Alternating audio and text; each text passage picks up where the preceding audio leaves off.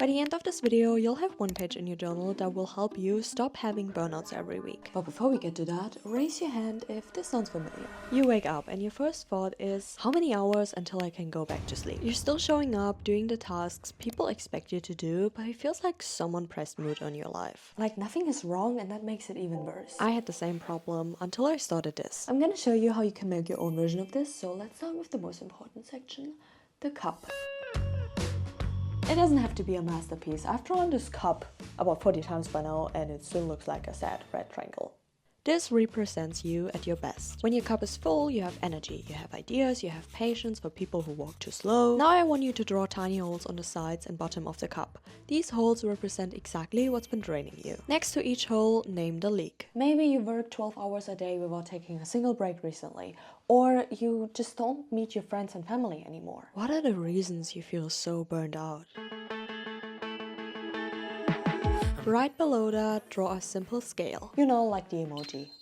This is your input-output balance. On the left side, you have your output, all the stuff that you just talked about that's been draining you. On the right side, you're going to have your input, the things that make you happy and give you your spark back. If you're feeling burnt out to 95%, this scale is probably gonna look something like that, where the output is weighting so much, it's like so heavy, and the input is weighting almost nothing. Does this make sense? Do you have enough balance? And if not, how can you get this balance so that both sides will weight pretty much the same? Take your time with this one, I'll wait. Actually no, we have a video to finish. If you are outputting 8 hours of high-stress work, are you putting in enough sleep or quality time with people to balance it out? The whole point of this section is that you finally look your reality in your eyes and realize it's kind of messed up, because how is this a nice balance? By the way, if your scale looks bad, don't worry, you don't have to draw 5. I mean, you could, but we aren't here to be artists. I think we established that with the sad red triangle. You could also just draw it in simple boxes with arrows pointing between your input and your output. This one is going to be really fun because we're gonna build your emergency box. Okay. Draw 3 boxes side by side. One is green, the other one is yellow, and yeah, you guessed right.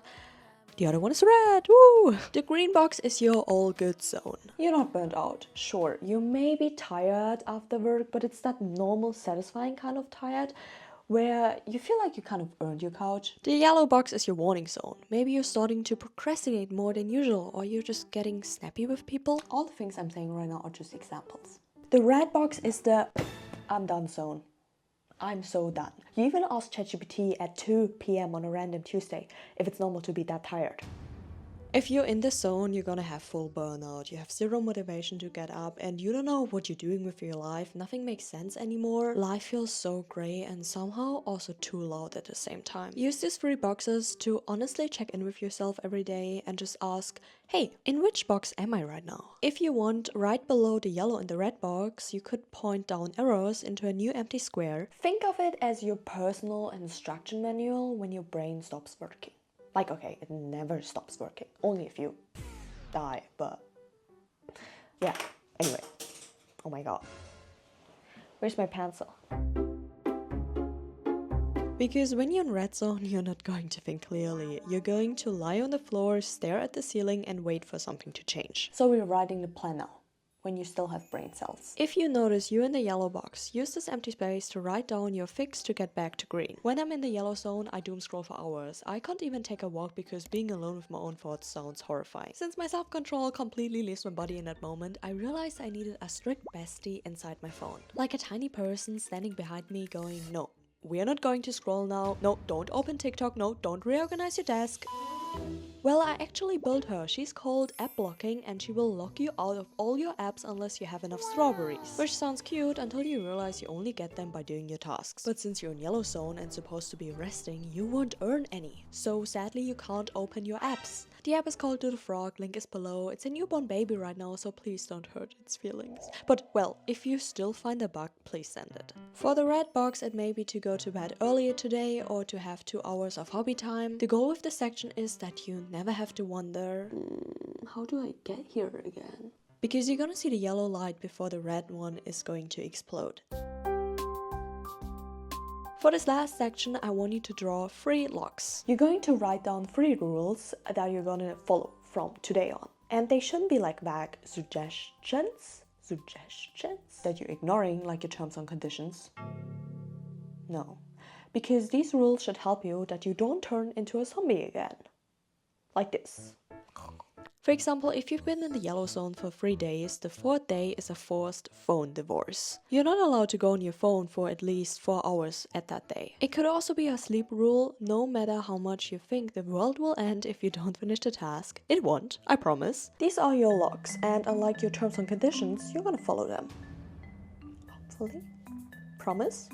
Are you promise? Promise me that. Here. If you watched until here, comment the word floopy-doo, so I know you're cool. The weird thing about burnout is the longer you're in it, the more normal it feels. The more it feels like that is just you and that is just your personality. Like, oh, I'm just that kind of person that is always this tired. Oh, I just need 3 coffees every single day to feel human.